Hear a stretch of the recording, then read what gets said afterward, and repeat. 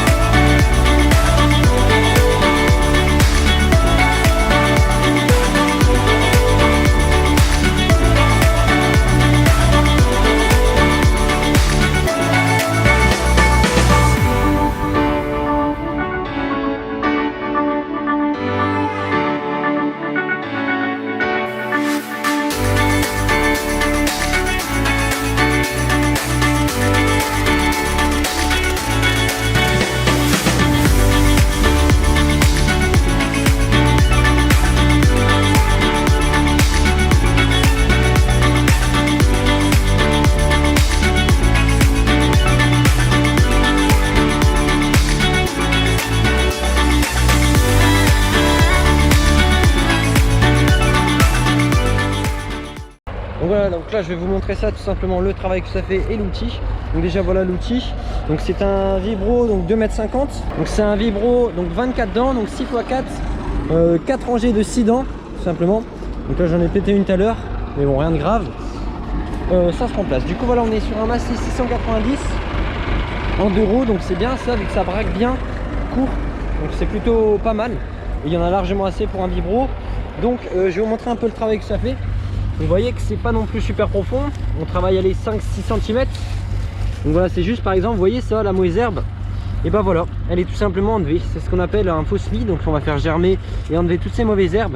Et donc voilà, donc là ça va cramer. Pareil ici, vous pouvez voir, si on retrouve des champs de blé, voilà, regardez ici, des graines de blé, que ça a fait du blé, ça l'a fait germer, ça l'a fait monter. Et donc là on va tout simplement l'enlever grâce à ce vibro. Et voilà, donc vous voyez, en plus il y a un petit rouleau ici, donc ça casse un peu les mottes, donc ça fait un peu du travail, plutôt du bon travail. Ça casse plutôt bien les mottes assez finement, sans trop les casser finement aussi, vu que ça sert à rien. Et donc voilà, vous pouvez bien voir que c'est bien enlevé. Du coup ça c'était l'orge, pardon, pas le blé mais l'orge, tout simplement, qu'on avait semé au mois de mars l'année dernière, tout simplement. Donc voilà, ça fait du plutôt bon travail, je suis assez content.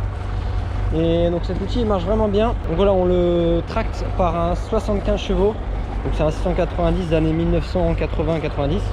Ça va plutôt bien, que du mécanique. Franchement on n'a eu aucun problème avec ça, franchement il n'y a aucun problème. Mais en tout cas merci à tous d'avoir suivi cette vidéo. N'hésitez pas en tout cas à vous abonner si cette vidéo vous aura plu. Et faites-moi savoir si vous faites aussi du désherbage donc mécanique comme ça, si vous faites des faux semis, etc. Et moi je vous dis à la semaine prochaine pour une vidéo. Ciao.